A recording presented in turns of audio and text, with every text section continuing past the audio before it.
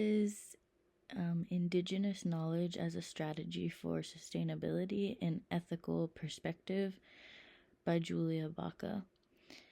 And then it just makes note of the research journal article that I used to develop this presentation, which is called Weaving Indigenous and Western Ecological Knowledge to Enhance Environmental Sustainability.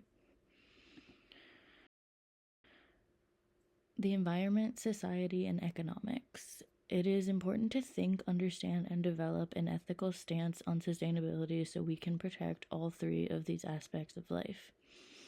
Sustainability is an ethical imperative that we must work towards. It affects all living things on the planet and the planet itself. When we fail to approach life, whether that be personally or as a society, with no sustainable ethic, we fail our most basic moral imperative to protect ourselves and other innocent living beings from harm. One ethical lens to view sustainability through is the integration of Indigenous knowledge and practices into Western sustainability practices. Traditional Indigenous values across cultures all have a respect and care for the environment as well as their culture and their people. Not only this, but Indigenous cultures are place-based and have deep-rooted histories and knowledge of the ecology of the land they are on, and therefore how to heal any potential environmental problems within the areas that they inhabit. Indigenous cultures also typically value reverence for the generations before and after them, which is part of their reverence for the environment, in that if we do not care for the environment now, we will destroy the chance for future generations to be able to have their needs met by destroying their resources. In a Western context, valuing the natural world is not often seen. The environment is seen as a resource to be extracted for profit no matter the cost. The costs are high, however, such as global warming, the loss of habitats, extinction of animals, environmental racism, and people being exposed to pollutants that harm our health. Indigenous perspectives are rich with histories of societies which have traditionally existed in symbiosis with their environments. They typically honor the natural world as a resource that keeps them alive, which they also help the environment around them flourish because, in part, that the environment is taking care of them. This is not just a spiritual matter. It's obviously also a mutually beneficial way to be in relationship to the environment. It's an ethical matter concerning the immorality of endless extraction of the environment and the belief in human supremacy, where other species don't actually matter or don't matter nearly as much as humans. It's been found that decision-making practices are improved when multiple knowledge systems are being used collaboratively, which in this case would be Indigenous practices and Western perspectives. Evidence points to weaving place-based Indigenous and Western ecological knowledge being the solution to addressing many environmental challenges. For example, controlled burns have been a part of Indigenous North American land management and restoration practices since time immemorial. And this traditional knowledge has then been used and expanded upon by land management systems in the U.S. to lessen wildfire risk, promote native plant growth, improve habitats, create more nutrient-rich soil, and promote the regeneration of forests, which all of these practices have so many different positive sustainability outcomes as a result of each one. And this is a result of more Western science kind of melding with traditional Indigenous knowledge to create an even better outcome.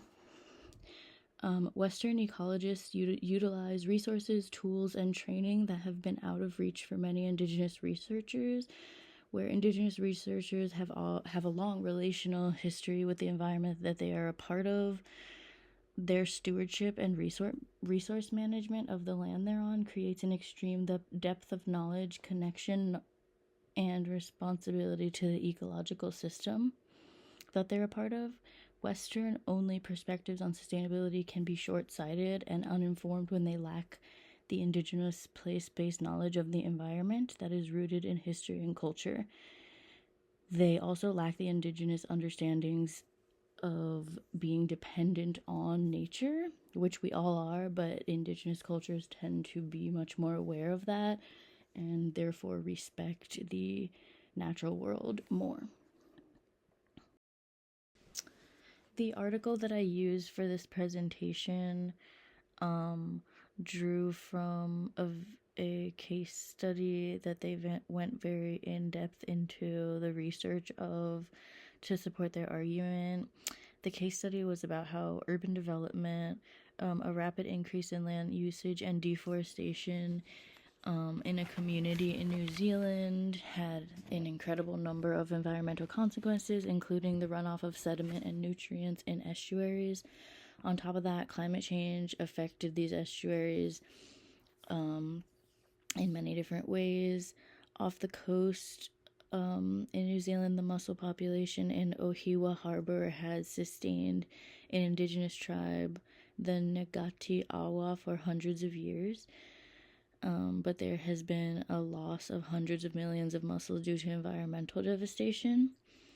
In response to this devastation and the other environmental concerns, the Ngati Awa held a multi-agency management initiative that combined their traditional Indigenous ecological knowledge and mainstream science to restore health to Ohiwa Harbor. Western science mapped the current population of mussels and other species involved, while the Ngati Awa created biodegradable mussel spat settlement lines made from traditional Maori plant biowaste that assist in attracting mussels and reduce plastic pollution in the mussels. These lines were put in places that the Indigenous elders decided were the most important based on their traditional knowledge of the area. And this knowledge of theirs actually ended up being used by mainstream scientists who were involved in helping them in order to provide species distribution model research, which is extremely important part of resource management and conservation biology. So the benefits of this expanded past just this community. In the end, the mussel spat settlement lines that the Ngati Awa created majorly restored the mussel population in Ohiwa Harbor since the beginning of the project 5 years ago, and this has also in turn restored some of the other ecological equilibrium to the area. Without protecting the environment, we cannot have social sustainability. Social sustainability means that communities will have their basic needs met not just in this generation, but in generations to come. By collaborating between Western science and traditional Indigenous knowledge, we not only have a more deep-rooted ecological perspective on how to address environmental issues, but we also have the ethics of an Indigenous view of the natural world as deserving of protection. Through collaborating with Western science and Indigenous knowledge, we can more easily achieve economic sustainability because we will have more to work with in terms of responding to environmental concerns and preventing future environmental problems. As we saw with the community in New Zealand, this collaboration means that we'll have more complex understanding of communities and the environment's well-being. Through ensuring the environment's health this way, we also ensure the conditions necessary for companies to thrive and for the flow of money to thrive. In general, the economy suffers when the environment suffers through things like environmental disaster costs, disrupting industries that rely on natural resources, tourism being reduced, and the loss of jobs associated with that, food insecurity, etc. A healthy environment ensures a healthy economy. In conclusion, there are ethical principles inherent within traditional indigenous ecological knowledge and practices. They revolve around living in symbiosis with the environment and the idea that we have an imperative to protect the environment which provides for us. Through taking care of the natural world, it can also continue to take care of us. Through collaborating with indigenous values and the technologically advanced knowledge and practices of Western science, we can come to a place where the environment is healthy, we are healthy as a society, and the economy is healthy.